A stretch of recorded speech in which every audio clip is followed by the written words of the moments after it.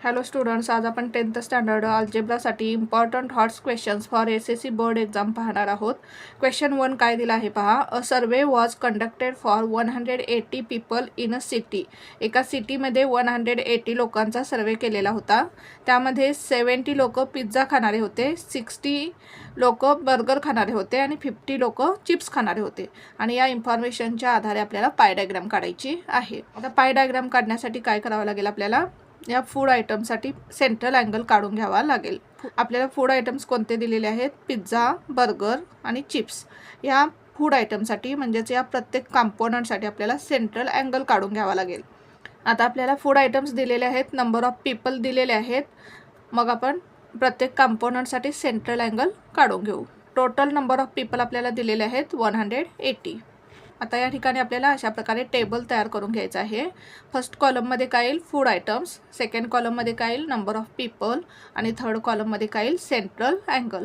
आता central angle काढण्यासाठी आपल्याला फॉर्म्युला माहिती आहे. Central angle is equal to number of scores in component upon total number of scores into 360 degree. हा formula use करून आपण सेंट्रल अँगल काढून घेऊ. आता फूड आयटम्स कोणकोणते दिलेले आहेत पहा, लिहून घेऊ आपण. त्यानंतर बर्गर. थर्ड फूड आयटम कोणता आहे, चिप्स. आता नंबर ऑफ पीपल लिहून घेऊ आपण. पिझ्झा खाणारे किती लोक आहेत, 70. बर्गर्स खाणारे लोक किती आहेत, 60. आणि चिप्स खाणारे लोक किती आहेत, 50. आता लास्ट कॉलममध्ये काय येईल, टोटल नंबर ऑफ पीपल आपल्याला दिलेले आहेत. किती आहेत, 180. ज्या ठिकाणी काय येईल, 180. जर आपण हे टोटल केली तरी आपल्याला किती मिळेल, 180. टोटल करून पाहू आपण. 0 + 0 + 0 किती येईल, 0. 7 + 6 13. 13 + 5 18. 180. आता या प्रत्येक कॉम्पोनंटसाठी आपण सेंट्रल अँगल काढून घेऊ. आता पिझ्झा या कॉम्पोनंटचा स्कोअर किती आहे, 70 upon total number of score किती आहे, 180 into 360 degree is equal to, हा 0 कॅन्सल होईल. 18 × 1 = 18. 18 × 2 = 36. 70 × 2 किती येईल, 140 डिग्री. आता बर्गर या कॉम्पोनंटसाठी स्कोअर किती आहे, 60 अपॉन टोटल स्कोअर किती आहे, 180 into 360 degree is equal to, हा 0 कॅन्सल होईल. 18 × 1 = 18. 18 × 2 = 36. 60 × 2 किती येईल, 120 डिग्री. आता थर्ड फूड आयटम कोणता आहे, चिप्स. चिप्स या कॉम्पोनंटसाठी स्कोअर किती आहे, 50 अपॉन टोटल स्कोअर किती आहे, 180 into 360 degree is equal to, हा 0 कॅन्सल होईल. 18 × 1 = 18. 18 × 2 = 36. 50 × 2 किती येईल, 100 डिग्री. आता आपल्याला सेंट्रल अँगल मिळालेला आहे. मग याच्या आधारे आपण पाय डायग्राम काढून घेऊ. म्हणजेच या ठिकाणी काय केलं आपण, पिझ्झा खाणारे लोक किती आहेत, 70. त्याला टोटल नंबर ऑफ पीपलने डिव्हाइड केलं, इंटू 360 डिग्री केलं. म्हणजे आपल्याला काय मिळाला, सेंट्रल अँगल मिळाला. आता पाय डायग्राम काढण्यासाठी कंपासमध्ये एक सुटेबल डिस्टन्स घेऊन आपण सर्कल काढून घेऊ. अशा प्रकारे आपल्याला सर्कल काढून घ्यायचं आहे. आता आपण सर्कलची रेडियस काढून घेऊ. आपल्याला सर्कलची कोणतीही एक रेडियस काढून घ्यायची आहे. सर्कलचा सेंटर आहे. अशा प्रकारे आपल्याला रेडियस काढून घ्यायची आहे. आता पिझ्झासाठी सेंट्रल अँगल किती आहे, 140 डिग्री. तर या रेडियसवरती आपण प्रोट्रॅक्टर ठेवून घेऊ. 140 डिग्री, या ठिकाणी 140 डिग्री आहे. पिझ्झासाठी सेंट्रल अँगल किती आहे, 140 डिग्री. आता हा सेंटर आणि हा पॉईंट एका लाईनमध्ये आपल्याला घ्यायचे आहे आणि अशा प्रकारे आपल्याला लाईन मारायची आहे. या ठिकाणी आपण लिहून घेऊ, पिझ्झासाठी सेंट्रल अँगल किती आहे, 140 डिग्री. आता बर्गरसाठी सेंट्रल अँगल किती आहे, 120 डिग्री. मग आपण ही जी रेडियस मिळालेली आहे, या रेडियसवरती प्रोट्रॅक्टर ठेवून घेऊ. अशा प्रकारे आपल्याला ही बेसलाईन या रेडियसवरती ठेवायची आहे. 120 डिग्री घ्यायचं आहे आपल्याला. या ठिकाणी 120 डिग्री आहे. आता हा सर्कलचा सेंटर आणि हा पॉईंट एका लाईनमध्ये येतील. अशा प्रकारे आपल्याला स्केल ठेवायची आहे आणि अशा प्रकारे आपल्याला लाईन मारून घ्यायची आहे. बर्गर सेंट्रल अँगल किती आहे, 120 डिग्री. आता चिप्ससाठी अँगल किती आहे, 100 डिग्री. हा जो सेक्टर आहे याच्यामध्ये काय येईल, चिप्स. हे सेंट्रल अँगल किती आहे, 100 डिग्री. आता हा अँगल 100 डिग्री आहे का पाहू आपण. ही जी आपल्याला रेडियस मिळाली याच्यावरती आपल्याला प्रोट्रॅक्टर ठेवायचं आहे. आपल्याला अँगल 100 डिग्री मिळालेला आहे. अशा प्रकारे आपल्याला पाय डायग्राम कन्स्ट्रक्ट करायची आहे. नेक्स्ट एक्झाम्पल सॉल्व करू आपण.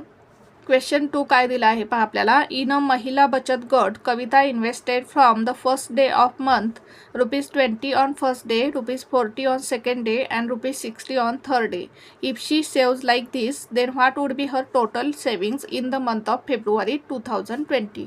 आता आपल्याला काय दिलेलं आहे पहा. कविताने फेब्रुवारी मंथमध्ये फर्स्ट डेपासून इन्व्हेस्टमेंट चालू केलेली आहे. फर्स्ट डेला तिने ₹20 इन्व्हेस्ट केलेले आहेत, सेकंड डेला ₹40 इन्व्हेस्ट केलेले आहेत आणि थर्ड डेला ₹60 इन्व्हेस्ट केलेले आहेत. आणि अशा प्रकारे सेविंग केल्यानंतर तिची फेब्रुवारी 2020मध्ये टोटल इन्व्हेस्टमेंट किती होईल हे आपल्याला फाइंड करायचं आहे. प्रथम आपण एक्झाम्पल समजून घेऊ. आता 2020 हे काय आहे, लीप इयर आहे. 2020 हे लीप इयर आहे, म्हणजेच या फेब्रुवारी मंथमध्ये टोटल डेज किती असणार आहेत, 29 असणार आहेत. लीप इयर असल्यामुळं या महिन्यामध्ये फेब्रुवारी मंथमध्ये किती डेज असणार आहेत, 29 डेज असणार आहेत. म्हणजेच यांची व्हॅल्यू किती असणार आहे, 29.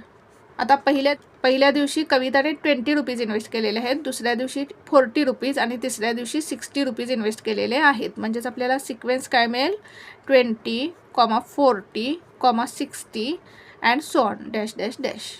म्हणजेच T1ची व्हॅल्यू किती आहे, 20, T2ची व्हॅल्यू किती आहे, 40, T3ची व्हॅल्यू किती आहे, 60. आता आपण कॉमन डिफरन्स काढून घेऊ. D is equal to T2 minus T1, म्हणजेच 40 मायनस 20 किती येईल, 20. T3 मायनस T2 म्हणजे 60 मायनस 40 किती येईल, 60 मायनस 40, 20. म्हणजेच आपल्याला कॉमन डिफरन्स कॉन्स्टंट मिळाला. म्हणजेच हा सिक्वेन्स AP आहे. हा सिक्वेन्स AP आहे, म्हणजेच सिक्वेन्स AP आहे. म्हणजेच Aची व्हॅल्यू काय येईल, A is equal to first term 20, D common difference किती मिळाला आपल्याला, 20 आणि N टोटल डेज किती आहेत फेब्रुवारी मंथमध्ये, 29. मग आपल्याला काय विचारलेलं आहे, फेब्रुवारी 2020मध्ये तिची टोटल इन्व्हेस्टमेंट किती होईल हे आपल्याला फाइंड करायचं आहे. म्हणजेच आपल्याला SNची व्हॅल्यू फाइंड करायची आहे. मग आपण SNचा फॉर्म्युला यूज करून कविताची टोटल इन्व्हेस्टमेंट फाइंड करू. आता आपल्याला SNचा फॉर्म्युला माहिती आहे. आता SNचा फॉर्म्युला काय आहे, SN is equal to N/2 ब्रॅकेटमध्ये 2A + N-1 इंटू D. आता आपल्याला Nची व्हॅल्यू माहिती आहे, Aची व्हॅल्यू माहिती आहे, Dची व्हॅल्यू माहिती आहे. मग हा फॉर्म्युला यूज करून आपण कविताची टोटल इन्व्हेस्टमेंट फाइंड करू. पहा सॉल्व करू आपण example. Here 2020 is a leap year, therefore in the month of February, leap year असल्यामुळं फेब्रुवारी मंथमध्ये किती डेज असणार आहेत, 29 डेज असणार आहेत. Kavita invested ₹20 on first day, ₹40 on second day and ₹60 on third day. म्हणजेच आपला सिक्वेन्स काय येईल पहा. Therefore the given sequence is 20, $40, $60 dash dash dash. T1 is equal to 20, T2 is equal to 40, T3 is equal to 60. आपण common difference काढून घेऊ. D is equal to T2 minus T1 is equal to 40 minus 20 is equal to 20. T3 minus T2 is equal to 60 minus 40 is equal to 20. या ठिकाणी आपल्याला common difference constant मिळाला. म्हणजेच हा जो सिक्वेन्स आहे हा AP असणार आहे. लिहून घेऊ आपण. Here the difference between two consecutive terms is constant. Therefore, the given sequence is in AP. Now, आता Aची व्हॅल्यू काय मिळेल पहा. फर्स्ट टर्म काय आहे, 20. Nची व्हॅल्यू किती आहे, टोटल डेज किती आहे, 29. म्हणजेच Nची व्हॅल्यू किती येईल, 29. आणि D कॉमन डिफरन्स किती मिळाला आपल्याला, 20. आता आपल्याला काय काढायचं आहे, या फेब्रुवारी मंथमधील टोटल इन्व्हेस्टमेंट आपल्याला काढायची आहे. मग आपण SNचा फॉर्म्युला यूज करू. We know that SN is equal to N/2 ब्रॅकेटमध्ये 2A + N-1 इंटू D. आता यामध्ये आपण व्हॅल्यू पुट करू. SN म्हणजेच S29 इज इक्वल टू Nची व्हॅल्यू किती आहे, 29/2 ब्रॅकेटमध्ये 2 इंटू A, Aची व्हॅल्यू किती आहे, 20, 2 इंटू 20 प्लस Nची व्हॅल्यू किती आहे, 29 मायनस 1 इंटू D, Dची व्हॅल्यू किती आहे, 20 इंटू 20 इज इक्वल टू 29/2 ब्रॅकेटमध्ये 2 इंटू 20 किती येईल, 22 = 40 प्लस 29 मायनस 1 किती येईल, 28 इंटू 20. आता प्रथम आपण हे मल्टिप्लिकेशन करून घेऊ. 29/2 ब्रॅकेटमध्ये 40 प्लस 28 इंटू 20 किती येईल पहा. 28 2 जार 56 आणि हा 0 म्हणजेच 560 येईल. Is equal to 29/2 into 560 into 40 किती येईल 600. भाग घालू आपण. 2 1 जार 2, 2 3 जार 6, 2 0 जार 0, 2 0 जार 0 इज इक्वल टू 29 इंटू 300. आपण 300 इंटू 29 करू. 9 0 जार 0, 9 0 जार 0, 9 3 जार 27, 0 2 0 जार 0, 2 0 जार 0, 2 3 जार 6, 0 0 7 6 प्लस 2 8 इज इक्वल टू 8700. म्हणजेच आपल्याला S29ची व्हॅल्यू काय मिळाली ₹8700. म्हणजेच फेब्रुवारी मंथमध्ये कविताने टोटल इन्व्हेस्टमेंट किती केलेले आहे ₹8700. असं लिहू आपण खाली. Therefore Kavita's total saving in the month of February 2020 is ₹8700. अशा प्रकारे आपल्याला हे एक्झाम्पल सॉल्व करायचं होतं. Draw the graph of the equation x + 2y is equal to 4. Find the area of the triangle formed by the line intersecting to x axis and y axis. आपल्याला एक equation दिलेलं आहे x + 2y is equal to 4 आणि या इक्वेशनसाठी आपल्याला graph काढायचा आहे. आता ग्राफ काढल्यानंतर आपल्याला अशा प्रकारे ग्राफ मिळणार आहे. आता ही जी आपल्याला लाईन मिळणार आहे ही लाईन काय करते x ॲक्सिस आणि y ॲक्सिसला या दोन पॉईंटमध्ये इंटरसेक्ट करते आणि त्यामुळे हा जो ट्रँगल तयार झालेला आहे या ट्रँगलचा आपल्याला एरिया फाइंड करायचा आहे. प्रथम आपण x + 2y is equal to 4 या इक्वेशनसाठी ग्राफ काढून घेऊ. आता या ठिकाणी मी इक्वेशन लिहून घेतलेलं आहे x + 2y is equal to 4. याच्यासाठी आपल्याला अशा पद्धतीने टेबल तयार करून घ्यायचं आहे. आपल्याला 4 कॉलम्स तयार करायचे आहेत आणि 3 रोज तयार करायचे आहेत. आता फर्स्ट रो मध्ये काय येईल x, सेकंड रो मध्ये काय येईल y आणि थर्ड रो मध्ये काय येईल x, y मध्ये आपल्याला x आणि y च्या व्हॅल्यू लिहायच्या आहेत. आता प्रथम आपण हे इक्वेशन लिहून घेऊ. x + 2y is equal to 4. आता हा 2y आपण या साईडला घेऊ. या ठिकाणी प्लस साईन आहे, या बाजूला गेल्यानंतर मायनस होईल. म्हणजेच काय मिळेल पहा आपल्याला equation. Therefore x is equal to 4 - 2y. आता आपल्याला हे इक्वेशन x साठी मिळालेलं आहे. मग आपण काय करू, याच्यामध्ये आपण y च्या व्हॅल्यू पुट करू आणि x च्या व्हॅल्यू काढून घेऊ. आता प्रथम आपण y ची व्हॅल्यू 1 घेऊ. आता इक्वेशनमध्ये आपण y ची व्हॅल्यू 1 पुट करू. y is equal to 1. मग x ची व्हॅल्यू काय मिळेल पहा. x is equal to 4 - 2y. 2 into y ची व्हॅल्यू 1 इज इक्वल टू 4 - 2 1 जार 2. 4 - 2 2 म्हणजेच x ची व्हॅल्यू काय मिळाली आपल्याला 2. या ठिकाणी लिहू आपण x ची व्हॅल्यू 2 मिळाली आपल्याला. आता या ब्रॅकेटमध्ये प्रथम x ची व्हॅल्यू लिहायची 2, y ची व्हॅल्यू 1. आता आपण y ची व्हॅल्यू 2 पुट करू. Put y is equal to 2. या इक्वेशनमध्ये आपण y ची व्हॅल्यू 2 पुट करू. x is equal to 4 - 2y. 4 - 2y. 2 into y. y ची व्हॅल्यू किती घेऊ आपण 2. 4 - 2 2 जार 4. 4 - 4 किती येईल 0. म्हणजेच x ची व्हॅल्यू किती मिळाली आपल्याला 0. ब्रॅकेटमध्ये काय येईल 0, 2.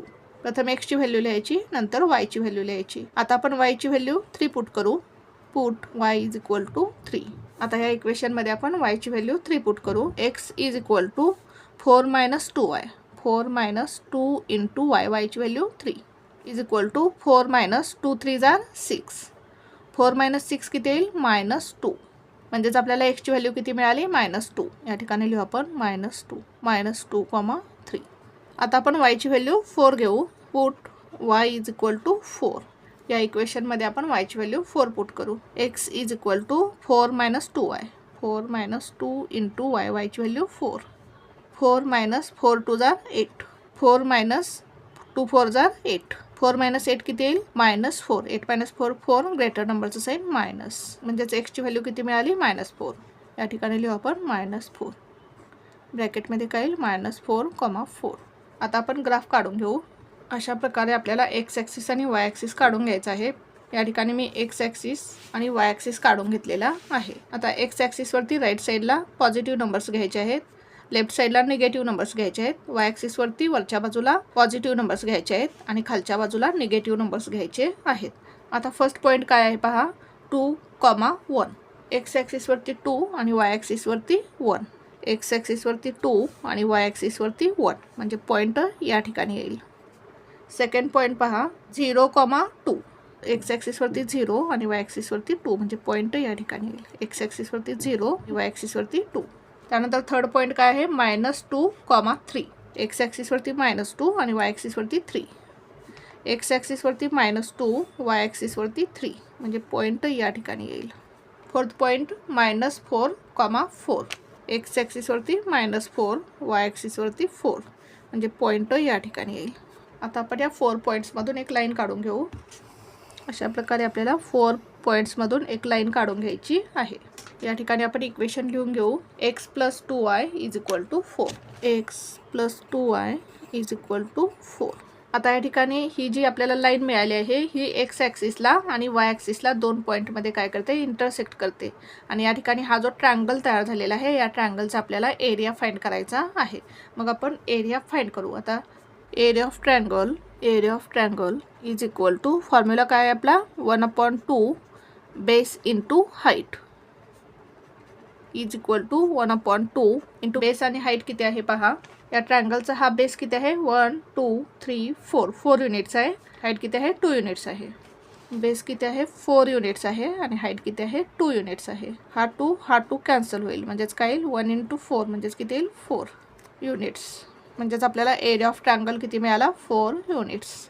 खाली आन्सर लिहू आपण therefore area of triangle is 4 units. अशा प्रकारे आपल्याला हे एक्झाम्पल सॉल्व करायचं होतं. आता जर तुम्हाला 2 इक्वेशन्स दिली आणि जर तुम्हाला ग्राफ काढायला सांगितला तर तुम्हाला अशा काय मिळतील 2 लाईन्स मिळतील. आणि या 2 लाईन्स इंटरसेक्ट झाल्यामुळं जो ट्रायंगल तयार झालेला आहे त्याचा एरिया फाइंड करायला सांगितला. तर कसा एरिया फाइंड करायचा पहा. एरिया ऑफ ट्रायंगल काढण्यासाठी फॉर्म्युला काय आहे आपला area of triangle = half into base into height. मग या ठिकाणी बेस काय येईल पहा, हा बेस येईल ट्रायंगलचा आणि हाईट काय येईल पहा. या ठिकाणी काय करायचं अशा प्रकारे परपेंडिक्युलर काढून घ्यायचं आहे आपल्याला.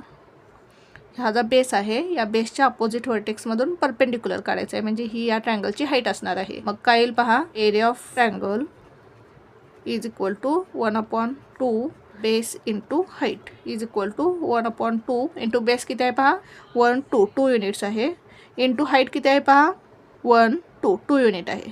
ज्याच्या ठिकाणी काय येईल 2. हा 2 कॅन्सल होईल म्हणजेच एरिया ऑफ ट्रायंगल काय येईल 2 युनिट्स. अशा प्रकारे एक्झाम्पल सॉल्व करायचा आहे. Thank you for watching this video. जर तुम्हाला व्हिडिओ आवडला असेल तर व्हिडिओला लाईक करा, कमेंट करा, शेअर करा आणि चॅनलला सबस्क्राईब करा.